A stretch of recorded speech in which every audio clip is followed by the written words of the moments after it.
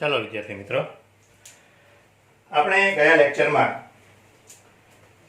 ત્રીજા ચેપ્ટરની પ્રસ્તાવના સ્વરૂપે થોડુંક જોયું હતું કે જે પ્રસ્તાવનાની અંદર એક પરિમાણમાં ગતિ, દ્વિપરિમાણમાં ગતિ, ત્રિપરિમાણમાં ગતિ તમને જાતે લખવાનું કીધું હતું. પછી એની જે બધી બેઝિક માહિતી જોઈ હતી. આજે આપણે વાત કરવાની છે સૌપ્રથમ તો સ્થાન, પથ લંબાઈ અને સ્થાનાંતર. બરાબર? સ્થાન, પથ લંબાઈ અને સ્થાનાંતર, ત્રણની વાત કરવાની છે. કે સ્થાન, તો સૌપ્રથમ તો સ્થાન એટલે શું? તો સ્થાન એટલે આપણે બહુ જ સરળ ભાષામાં કહીએ, બરાબર, તો સ્થાનનો અર્થ શું થાય? કે સ્થાન એટલે બહુ સિમ્પલ. તમે કોઈ પણ જગ્યાએ ઊભા છો, બરાબર, તો તમે જે જગ્યાએ ઊભા છો એ જગ્યા એટલે જ તમારું સ્થાન. બરાબર? સ્થાન એટલે બીજું કઈ નવું નથી હોતું. તમે જે જગ્યાએ ઊભા છો એ જગ્યા એટલે શું? તો કે તમારું સ્થાન. પરંતુ ફિઝિક્સની અંદર આપણે સ્થાનને રજૂ કરવા માટે હંમેશા યામનો ઉપયોગ થાય. આ ચેપ્ટરમાં આપણે સુરેખ પથ પર ગતિ એવું ચેપ્ટર છે, એટલે માત્ર એક પરિમાણની જ વાત કરવાની છે. બરાબર? એટલે શું થાય કે ભાઈ ધારો કે કોઈ પણ પદાર્થનું સ્થાનની વાત કરીએ તો કોઈ પણ પદાર્થનું સ્થાન એટલે શું? કે કોઈ પણ સંદર્ભ બિંદુની સાપેક્ષે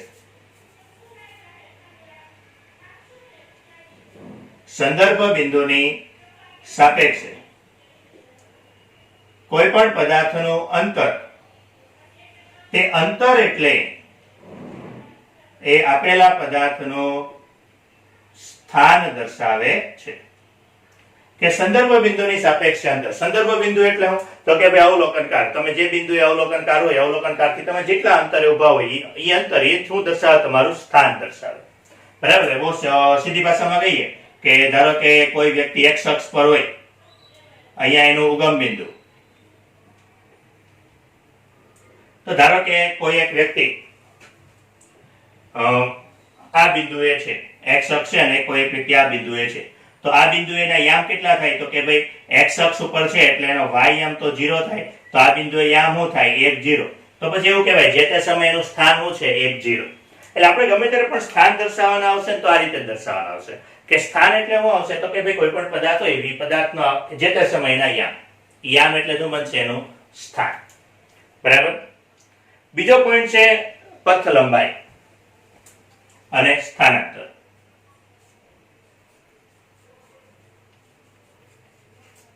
પથ લંબાઈ. પથ લંબાઈ એટલે આના વિશે તમે 9મા ધોરણમાં થોડું ઘણું ભણી ગયા છો કે પથ લંબાઈ એટલે કોઈ પણ પદાર્થે આપેલા સમયમાં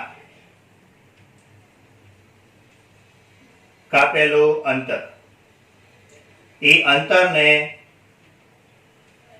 પથ લંબાઈ કહેવાય. કોઈ પણ પદાર્થે આપેલા સમયમાં કાપેલું અંતર, એ અંતર એટલે જ પથ લંબાઈ. બરાબર? એનો અર્થ શું થાય? કે પથ લંબાઈ એવું થાય કે તમે ધારો કે કોઈ પણ નીચેથી ઉપર સુધી દાદર ચડીને જાઓ, તો દાદર છે તમે માર્ગે જાઓ છો એ પણ ગણવાનું. તમે આડાઅવળા રસ્તે જાઓ તો જેટલા વળાંક લ્યો છો એ બધા જ રસ્તાનો સરવાળો કરતા જવાનો, એને પથ લંબાઈ કહેવાય. એટલે પથ લંબાઈ એટલે શું છે? એક પ્રકારનું અંતર છે. બરાબર? પથ લંબાઈ એક પ્રકારનું અંતર જ છે, એટલે એનો એકમ મીટર. બરાબર? સ્મોલ m વડે દર્શાવે, એ તો આપણે ખબર જ છે. એની પારિમાણિક સૂત્ર તો એ તમને ખબર છે. પારિમાણિક સૂત્ર L1. પથ લંબાઈ અદિશ રાશિ છે. પથ લંબાઈ કેવી છે? અદિશ રાશિ છે. એટલે કે કોઈ પણ દિશામાં તમે જાઓ તો એના ગણતરીમાં કોઈ ફરક પડતો નથી. બરાબર? કે તમે સીધી રેખા ઉપર ગતિ કરો કે પછી વળાંક કરો, હંમેશા એમાં સરવાળો જ કરતો રહેવાનો હોય છે. અને એની કારણે પથ લંબાઈ હંમેશા ધન જ હોય. પથ લંબાઈ ક્યારેય ઋણ ન હોય. બરાબર? તો પથ લંબાઈ માટે એક આ વસ્તુ ખાસ મગજમાં રાખવાની કે પથ લંબાઈ એટલે શું છે? તો કે કોઈ પણ પદાર્થે કાપેલું અંતર, એ અંતર એટલે પથ લંબાઈ છે. તમે જ્યારે આપણે ગાડી ચલાવતા હોય, ગાડીમાં જરૂર સ્પીડોમીટર હોય, સ્પીડોમીટરમાં જે દર્શાવતા હોય આંકડા, એ આંકડા હંમેશા પથ લંબાઈ દર્શાવે. કારણ કે તમે જેટલા વળાંક વળશો એટલું વધતું જ જશે. એ આપણા ક્યારે રિવર્સ નો આવે. બરાબર, ખબર પડે ને? તમે આગળ ગાડી એકેવા જ રાખો છો તો આંકડા ક્યારે રિવર્સ નહીં આવે. ભલે તમે આમ યુ ટર્ન કરો તો આંકડા વધે જ. એટલે આંકડા હંમેશા પથ લંબાઈ દર્શાવે. બરાબર, અદિશ રાશિ છે, હંમેશા એની કિંમત ધન જ હોય છે. બીજું છે સ્થાનાંતર.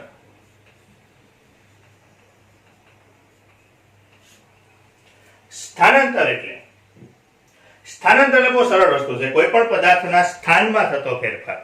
કે ભાઈ તમે કયા માર્ગે ગતિ કરો છો તે મહત્વનું નથી. મહત્વનું માત્ર એટલું છે કે તમે કયા સ્થાન પર હતા ત્યાંથી કયા સ્થાન પર ગયા. એટલે કોઈ પણ પદાર્થના સ્થાનમાં થતા ફેરફારને સ્થાનાંતર કહેવાય. કોઈ પણ પદાર્થના સ્થાનમાં થતા ફેરફારને શું કહેવાય? સ્થાનાંતર કહેવાય. માત્ર સ્થાનમાં થતો ફેરફાર જ મહત્વનો હોય છે, તે કયા માર્ગ પર જાય છે તે મહત્વનું હોતું નથી. બરાબર, સ્થાનાંતર પથ લંબાઈની જેમ સ્થાનાંતરનો એકમ મીટર જ છે. બરાબર, એનું પણ પારિમાણિક સૂત્ર L1 જ છે. ખાલી ફરક એટલો છે કે સ્થાનાંતર એ સદિશ રાશિ છે.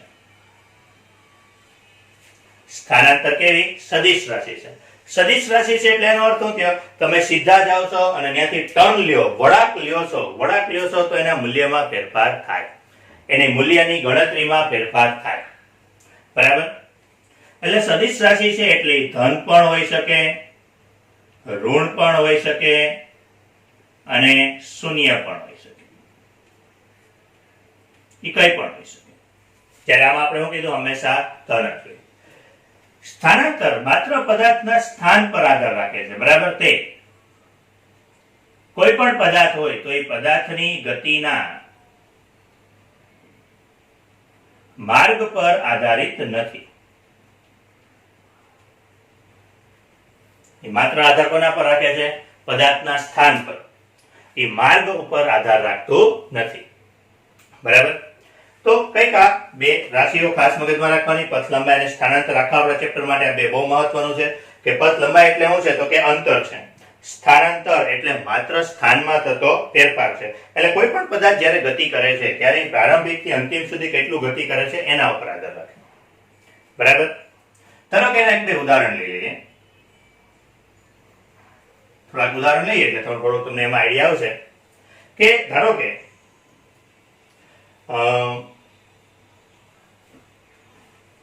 એવું લઈએ કે કોઈ એક વ્યક્તિ 5 કિલોમીટર ઉત્તર દિશામાં, ત્યારબાદ 3 કિલોમીટર પૂર્વ દિશામાં ગતિ કરે છે. તો તેના પથ લંબાઈ અને સ્થાનાંતર શોધો. બે વસ્તુ શોધવાની કીધી તમને. કે ધારો કે કોઈ વ્યક્તિ 5 કિલોમીટર ઉત્તર દિશામાં ગતિ કરે છે, ત્યારબાદ 3 કિલોમીટર પૂર્વ દિશામાં ગતિ કરે છે. તો પથ લંબાઈ અને સ્થાનાંતર શોધવું છે. બરાબર, કે આ પ્રકારનો દાખલો હોય. હવે ચારે ચાર દિશા વિશે તો તમને માહિતી હશે. બરાબર,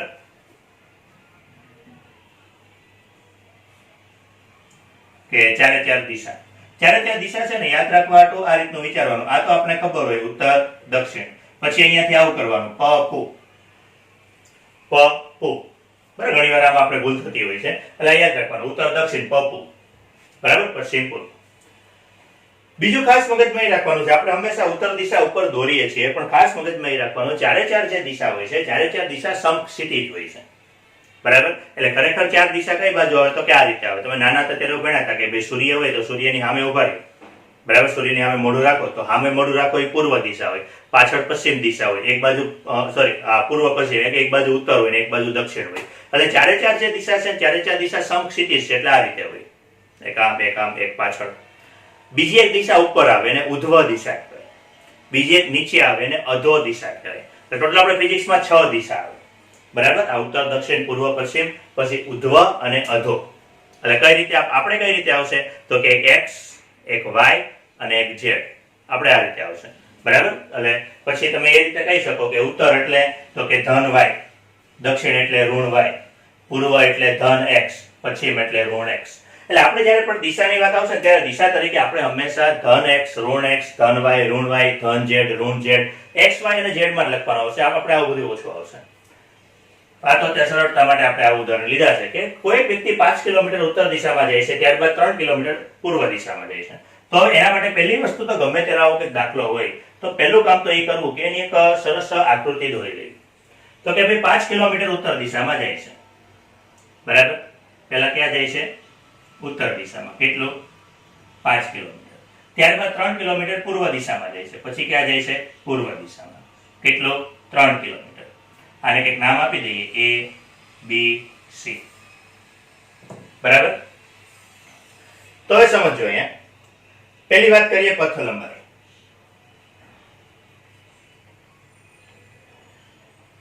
કે પથ લંબાઈ કેટલી થશે? તો પથ લંબાઈ માટે કે જ્યારે હું પથ લંબાઈની વાત કરું ને તો પથ લંબાઈ એટલે હું કીધું કે ભાઈ પદાર્થ કયા માર્ગ ઉપર ગતિ કરે છે એ જોવાનું, બરાબર. તો એ ક્યાંથી ક્યાં ગયો? A થી B ગયો, B થી C ગયો. જેટલા પણ માર્ગ પર જતો એ બધા માર્ગનો સરવાળો કરતો જવાનો. એટલે પથ લંબાઈ એટલે અહીંયા કેટલું થશે? તો AB પ્લસ BC. AB કેટલું? 5, BC કેટલું? 3.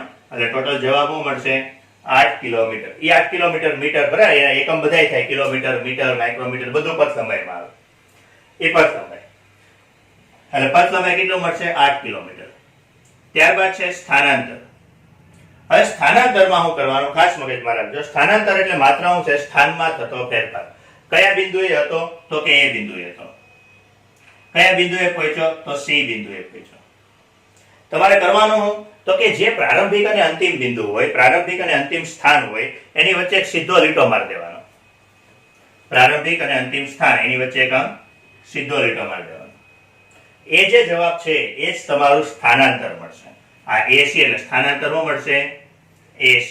કયા બિંદુએ હતો? એ બિંદુએ. ક્યાં પહોંચ્યો? C બિંદુએ. ગમે ત્યારે પણ તમારે સ્થાનાંતર ગોતવાનું એટલે સીધું કરવાનું કે પ્રારંભિક અને અંતિમ બિંદુ હોય તો પ્રારંભિક અને અંતિમ બિંદુ વચ્ચે લીટો મારી દેવાનો. એ લીટો એટલે શું મળશે? આપણું સ્થાનાંતર. હવે તમને આવડ્યા પાયથાગોરસ, બરાબર. તો પાયથાગોરસ છે એટલે પાયથાગોરસ માટે આ AC બરાબર કેટલું થશે? તો કે વર્ગમૂળમાં AB નો વર્ગ વત્તા BC નો વર્ગ. AB એટલે 5 છે એટલે એનો 25 વત્તા 9 એટલે વર્ગમૂળમાં 34 કિલોમીટર, બરાબર. એની પથ સ્થાનાંતર થયું. તો આ રીતનો કંઈક પથ લંબાઈ અને સ્થાનાંતરમાં ધ્યાન રાખવાનું કે પથ લંબાઈ અને સ્થાનાંતરની અંદર કોઈ પણ પદાર્થ હોય છે તો એ પદાર્થ ગતિ કરતો હોય ત્યારે તમારે ધ્યાન રાખવાનું એ જેટલા પણ વળાંક લે કે કંઈ પણ કરે એની અંદર તમારે પથ લંબાઈમાં હંમેશા સરવાળો કરતો જવાનો. સ્થાનાંતરમાં ધ્યાન રાખવાનું પ્રારંભિક અને અંતિમ બિંદુ વચ્ચે એક લીટો મારી દેવાનો, બરાબર. એ વસ્તુનું ખાસ ધ્યાન રાખવું. હજુ એક દાખલો લઈ લઈએ નાનો કે ધારો કે કોઈ એક કીડી 3 મીટર ત્રિજ્યાના વર્તુળાકાર માર્ગે 60 ડિગ્રી જેટલું કોણીય સ્થાનાંતર કરે છે.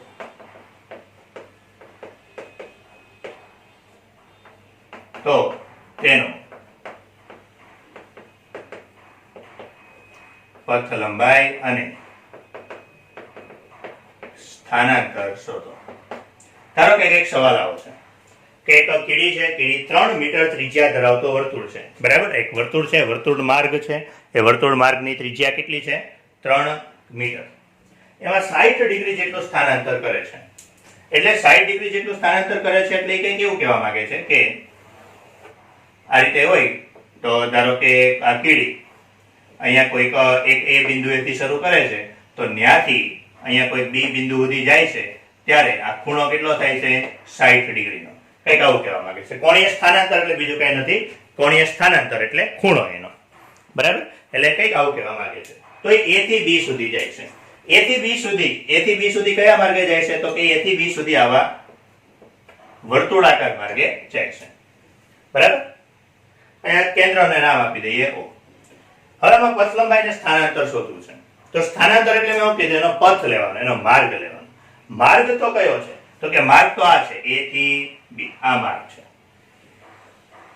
બરાબર? તો એ માર્ગ છે તો આ તો શું થઈ ગયું? એક ચાપ થઈ ગઈ.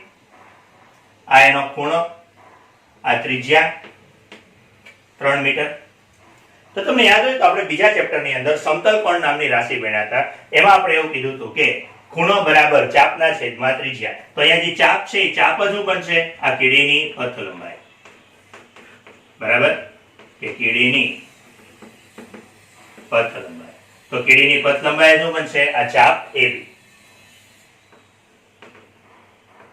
કીડીની પથ લંબાઈ શું બનશે? ચાપ AB. એટલે ખૂણો બરાબર શું હતું? ચાપના છેદમાં ત્રિજ્યા. તો ચાપ બરાબર શું બનશે? ખૂણો ગુણ્યા ત્રિજ્યા. હવે ખૂણો કેટલો છે? તો કે ખૂણો છે 60 ડિગ્રી. પણ ડિગ્રી તો આપણે નહીં હાલે, એટલે ડિગ્રીને હંમેશા રેડિયનમાં ફેરવવું પડશે. રેડિયનમાં ફેરવવું હોય તો શું કરવાનું? ગુણ્યા પાઈના છેદમાં 180 ગુણ્યા ત્રિજ્યા કેટલી? 3 મીટર. બરાબર? જો આ સીધું નહીં તો તમે અલગથી રેડિયનમાં ફેરવો પછી કિંમત મૂકો તો એ વાંધો નહીં. એટલે આ 0 0 કટ, 6 તેરી 18, 3 3 કટ. એટલે જવાબ મેળવો પાઈ એટલે 3.14 મીટર. જો અહીંયા મીટર હતું એટલે અહીંયા મીટર લખ્યું, અહીંયા કિલોમીટર હતું તો જવાબમાં કિલોમીટર. તમારે રકમમાં જોવાનું, એકમ શું આવશે રકમમાં ખબર પડે.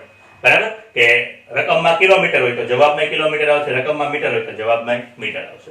તો આ પથ લંબાઈ હોય કે પથ લંબાઈ એટલે હંમેશા એનો માર્ગ જોવાનો, કયા માર્ગે ગતિ કરે છે.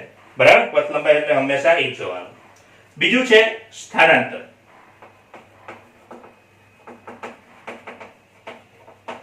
તો સ્થાનાંતરમાં શું કરશું?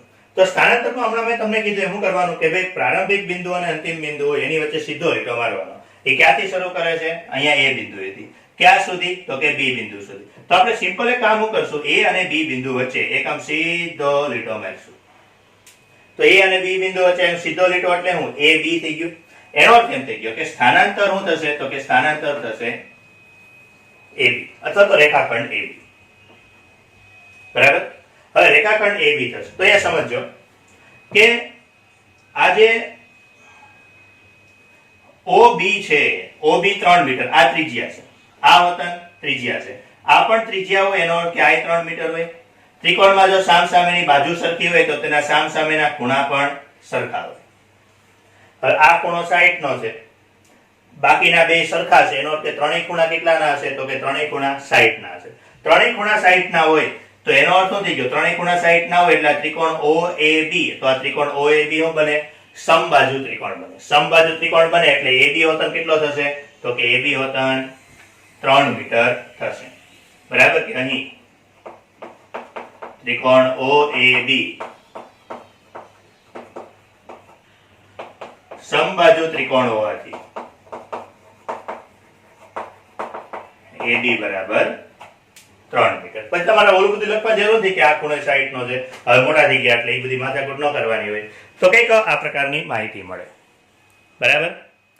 કે કોઈ પણ આવી રીતે વર્તુળાકાર માર્ગ હોય તો વર્તુળાકાર માર્ગમાં પણ એ વસ્તુનું ખાસ ધ્યાન રાખી લેવાનું કે ભાઈ જ્યારે કોઈ પણ પદાર્થ આવી રીતે ગતિ કરતો હોય છે ત્યારે બરાબર એ ભાઈ ચાપ આગળના ચેપ્ટરના સૂત્રના પણ ઉપયોગ થાય. જેટલા પણ આગળ ચેપ્ટર ચાલતા જતા હોય એ બધામાં ધ્યાન રાખવું, કારણ કે આગળના ચેપ્ટરના ઉપયોગો પણ થયા રાખે. બરાબર? દરેક સૂત્ર મગજમાં રાખવા. ત્રીજા ચેપ્ટરમાં જેટલા સૂત્ર ભણીએ બધા પાછા ચોથા ચેપ્ટરમાં ઉપયોગ થશે. એટલે આમાં પણ જે બધું ભણીએ બધું મગજમાં રાખવાનું, આગળ બધામાં ઉપયોગ થયા રાખશે. બરાબર? તો કંઈક આ પ્રકારનું હોય પથ લંબાઈને સ્થાનાંતર માટે, કે આ પ્રકારના કોઈ પણ દાખલા આવતા હોય તો દાખલામાં બધું ધ્યાન રાખવું કે કોઈ પણ પદાર્થ વર્તુળાકાર માર્ગે ગતિ કરે છે. બરાબર? કોઈ પણ પદાર્થ સુરેખ માર્ગ પર ગતિ કરતો હોય તો એ બધી વસ્તુ આવતી હોય તો એ ખાસ મગજમાં રાખવું. બરાબર? ચાલો એક દાખલો હજુ જોઈ લઈએ કે ધારો કે કોઈ વિમાન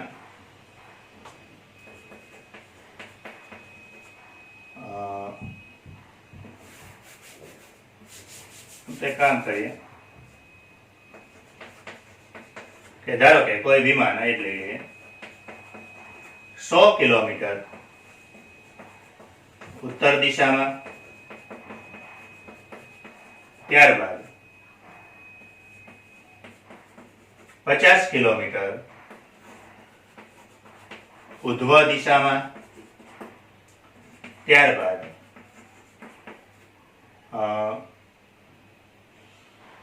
10 કિલોમીટર પૂર્વ દિશામાં ગતિ કરે છે.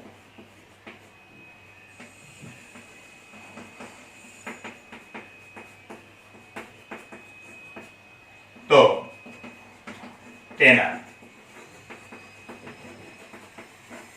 પથ લંબાઈ અને સ્થાનાંતર શોધો. ધારો કે કંઈક આ પ્રકારનું છે.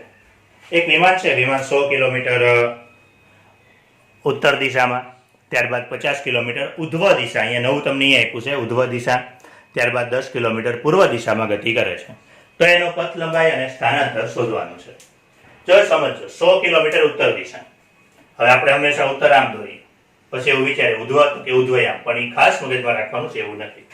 આ પ્રકારમાં કંઈક ઉધ્વ દિશાનો દાખલો આવે તો લોચો થાય. આપણી પાસે જે ખરેખર વાસ્તવમાં જે 4 દિશા છે, તો વાસ્તવમાં 4 દિશા કઈ રીતની છે? તો એક પૂર્વ છે, એક પશ્ચિમ છે, એક ઉત્તર છે અને એક દક્ષિણ છે. એટલે વાસ્તવમાં જે 4 દિશા છે એ વાસ્તવમાં 4 દિશા આ પ્રમાણે છે કે વાસ્તવમાં જે 4 દિશા આવે તો એ વાસ્તવમાં 4 દિશા આ પ્રમાણે હોય. બરાબર, આ જે 4 ચોક ગોઠવા છે આ પ્રમાણે થાય. બરાબર, એક આમ હોય, એક આમ હોય, એક આમ હોય, એક આમ હોય. આ બાજુનો ચોક તમને નહીં દેખાય. અને મેં જે બાકીની 2 દિશા જે તમને કીધી છે, તો એ બાકીની 2 દિશા તમારે કઈ રીતે ગોઠવવાની છે? તો કે બાકીની 2 દિશા તમારે એક ઉધ્વ દિશા છે અને એક અધો દિશા છે. બરાબર, એક ઉધ્વ દિશા છે અને એક અધો દિશા છે. એટલે એનો અર્થ શું થઈ ગયો કે 4 દિશા આવે એ આ રીતે આવે, પછી એક ઉપર તરફ દિશા આવે અને એક નીચે દિશા. તો આ રીતે ત્રિપરિમાણ હોય. હવે ત્રિપરિમાણ હોય અને એમાં ગણતરી કરવી હોય તો થોડું અઘરું પડે. તો આવા સમયે શું કરવાનું? તમને સમઘન દોરતા આવડતું હશે.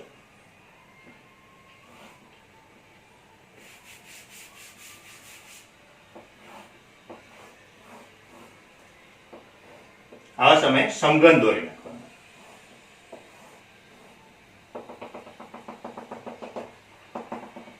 બરાબર, હવે કામ કરવાનું, સમઘન દોરી નાખવાનું. સમઘન દોરી નાખો ને એટલે શું છે, તમે તમારી આકૃતિને વ્યવસ્થિત સમજાવી શકો. બરાબર, હવે જો સમજો કે આમાં ફિક્સ કરી લ્યો કે જો એક વસ્તુ કન્ફર્મ છે કે હવે આખી ઉડે છે કઈ રીતે. ધારો કે ઉત્તર દિશા આમ લો તો ખરેખર શું થયું? જો સમજો, ઉત્તર દિશા આમ છે, પૂર્વ દિશા આમ છે. બરાબર, જે બાજુ ઉભા છીએ સામે પૂર્વ ધારી ગયો. તો હવે શું થશે? તો કે ભાઈ વિમાન આમ જાય છે પેલા ઉત્તર દિશામાં, ત્યારબાદ ઉધ્વ એટલે આમ જાય છે, ત્યારબાદ પૂર્વ એટલે આમ આવે છે, તમારી તરફ આવે છે. બરાબર, જો સમજો કે કઈ રીતે છે કે ભાઈ પહેલા ક્યાં જાય છે? ઉત્તર દિશા એટલે આમ જાય છે, ત્યારબાદ ઉધ્વ એટલે આમ જાય છે, ત્યારબાદ પૂર્વ એટલે આમ આવે છે. બરાબર, તમારી તરફ આવે. એટલે આખી જે આકૃતિ બનશે, આકૃતિ કઈ ટાઈપની બનશે? તો કે એક આમ, પછી એક આમ અને પછી એક આમ તમારી તરફ આવશે. આવી આકૃતિ બનશે. બરાબર, આ આકૃતિને આમાં તમે ગોઠવી દો. બરાબર, આ આકૃતિને આમાં ગોઠવી દો એટલે તમારું કામ થઈ જશે. એક આમ જવા દેવાનું, એક આમ જવા દેવાનું, એક આમ જવા દેવાનું. જો 3 અલગ અલગ છે. બરાબર, આ એક x લ્યો, આ y લ્યો, તો આ z છે. તો હવે કે ધારો કે એ બિંદુએથી હું શરૂ કરું છું, તો આ ઉત્તર દિશા ધારી લ્યો. જો ધારી લેવાની આ ઉત્તર દિશા, આ ઉત્તર હશે, એને ઉત્તર ન ધારો, આને ઉત્તર ધારો તોય ચાલે. આમ તો એક ધારો ને. ચાલે, કામ કરીએ, આને ઉત્તર દિશા ધારી લ્યો. બરાબર, તો આ ઉધ્વ બનશે, આ ઉધ્વ દિશા બનશે, એ ઉધ્વ બનશે તો આ પૂર્વ દિશા બનશે. થઈ ગયું? એટલે એ બી, આ એ બી હું બની ઉત્તર દિશા બની, બીસી હું બની ઉધ્વ દિશા બની, અને સીડી હું બની તો કે પૂર્વ દિશા. તો એનો અર્થ થઈ ગયો. જો પથ લંબાઈમાં કઈ વાંધો નહીં આવે. પથ લંબાઈમાં તો શું છે? 100, 50 ને 10. એટલે આ વિમાનનો પથ લંબાઈ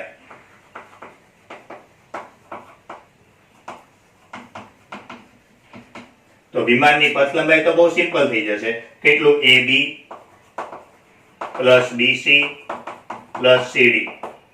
AB માં કેટલું છે? એટલે ઉત્તર દિશામાં 100 વત્તા 50 વત્તા 10 એટલે 160 કિલોમીટર. પણ તમારે ધ્યાન રાખવાનું આવશે સ્થાનાંતરમાં, કારણ કે સ્થાનાંતર કેટલું થશે? તો સ્થાનાંતરની અંદર તો સ્થાનાંતર કેટલું થશે? આપણે અત્યાર સુધી કરતા હતા કે પ્રારંભિક બિંદુ અને અંતિમ બિંદુ છે એની વચ્ચે એક લીટો મારી દો. પ્રારંભિક બિંદુ એટલે A, અંતિમ બિંદુ એટલે D. તો A અને D વચ્ચેનો એક આમ લીટો. બરાબર. આ તમારે જેમ ઘરે વિચારવું હોય તો ઘરે એવું વિચારવું પડે કે તમારા ઘરની જે ચારે ખૂણા હોય, બરાબર, તો સોરી ચારે કોર્નર હોય તો એ કોર્નરમાં શરૂ કરવા, નીચેથી એક આમ કરો ને શરૂ, તો એક આમ ઉત્તર બનશે, પછી એક ઉધ્વ બનશે અને એક પૂર્વ બનશે. એટલે એક ખૂણાથી લઈને સામેના ખૂણા સુધીની વાત કરવાની છે. તો કઈક આવી આકૃતિ બનશે. એટલે અહીંયા સ્થાનાંતર કેટલું થશે? તો કે સ્થાનાંતર થશે AD. સ્થાનાંતર કેટલું થાય? AD. બરાબર. હવે AD ની અંદર તમે જુઓ તો આ તમે આકૃતિ આખી જુઓ તો આખી આકૃતિ કઈ બને છે કે આ AD ની અંદર જો આ એક કાટકોણ ત્રિકોણ બની ગયો. બરાબર. અહીંયા કંઈક નામ આપી દઈએ ABCDE. તો જો અહીંયા આખો આ A, D ને E એ કાટકોણ ત્રિકોણ બની ગયો. મારે AD શોધવો છે તો AD એટલે પાયથાગોરસ લગાડો એટલે શું બનશે? તો કે AD નો વર્ગ બરાબર DE નો વર્ગ વત્તા EA નો વર્ગ. એટલે AD તો અહીંયા AD બરાબર શું બનશે? વર્ગમૂળમાં DE નો વર્ગ વત્તા EA નો વર્ગ. બરાબર. DE તો DE એટલે તો શું છે? તો કે જેટલું આ BC હોય, કારણ કે સમઘન છે, જેટલું BC હોય એટલું જ DE હોય. તો BC એટલે શું છે? ઉધ્વ. ઉધ્વ દિશામાં કેટલું છે? તો કે ઉધ્વ દિશામાં ત્યારબાદ 50 કિલોમીટર, ઉધ્વ દિશામાં 50 છે એટલે DE કેટલું છે? 50.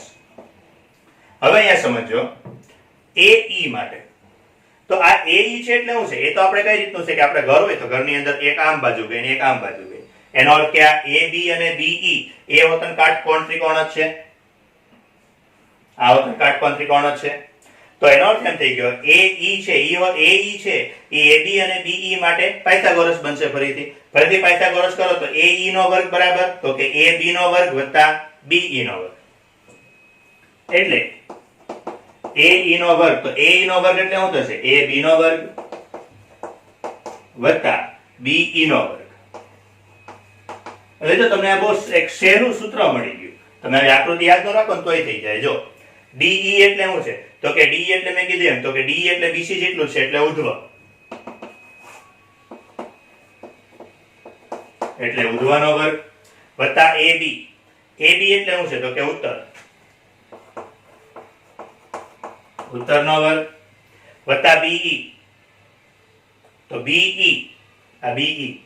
તો BE કોના જેટલું છે? તો અહીંયા જો આ BE એ કોના જેટલું હોય? આમે CD જેટલું. CD એટલે શું છે? પૂર્વ. પછી કદાચ તમે વચ્ચેની ગણતરી ન કરો ને તોય ચાલે, સીધું આવું યાદ રાખો ને તોય ચાલે. કે આવી રીતે કોઈ ગમે ત્યારે કોઈ પણ દાખલો હોય, ત્રણ અલગ અલગ દિશા હોય, જો સમજો ત્રણેય અલગ દિશા હોય તો કે એક x માં હોય, એક y માં હોય ને એક z માં હોય, ત્રણેય અલગ હોય, ત્યારે તમારે આવું કરવાનું. સીધું શું કરી દેવાનું? x નો વર્ગ વત્તા y નો વર્ગ વત્તા z નો વર્ગ.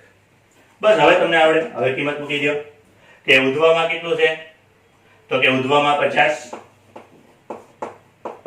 ઉત્તરમાં 100 અને પૂર્વમાં 10. 50 એટલે 2500, 100 એટલે 10,000 અને 10 એટલે એનો વર્ગ 100. બરાબર. એટલે કેટલો આવશે ટોટલ? કે 2500 વત્તા 10,000 વત્તા 100. એનો ખાલી કરી નાખજો પછી વર્ગમૂળ લઈને. બરાબર. કે 10,000 વત્તા 100 અને વત્તા 2500 એટલે કેટલું થાય? તો કે 10,000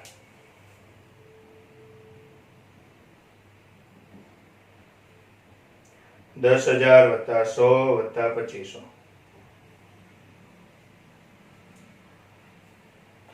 એટલે 12,600. બરાબર. અને 12,600 નું વર્ગમૂળ એટલે 112. એટલે 112.24 કિલોમીટર. બરાબર. કઈક આ પ્રકારનું. તો કઈક આ પ્રકારે દાખલા હોય પથ લંબાઈ અને સ્થાનાંતરના. આ તમને ત્રણ અલગ અલગ દાખલા આપ્યા છે. બરાબર, બાકીના આપણે જ્યારે ઉદાહરણ અને સ્વાધ્યાય જોશું, દરેકે દરેક ચેપ્ટર પૂરું થશે એટલે દરેકે દરેક ચેપ્ટરમાં આપણે ઉદાહરણ અને સ્વાધ્યાયના બધા જ દાખલા હું તમને કરાવીશ જ, એટલે એની બહુ ચિંતા કોઈએ કરવાની નથી. બરાબર, એટલે જ્યારે આપણે નેક્સ્ટ લેક્ચરમાં હવે મળશું ત્યારે આપણે પથ લંબાઈ અને સ્થાનાંતરનો આખો એક ટોપિક પૂર્ણ કર્યો. હવે બીજો જે ટોપિક છે આપણો સરેરાશ વેગ અને સરેરાશ ઝડપ. બરાબર, તો નેક્સ્ટ લેક્ચરમાં આપણે એની વાત કરશું.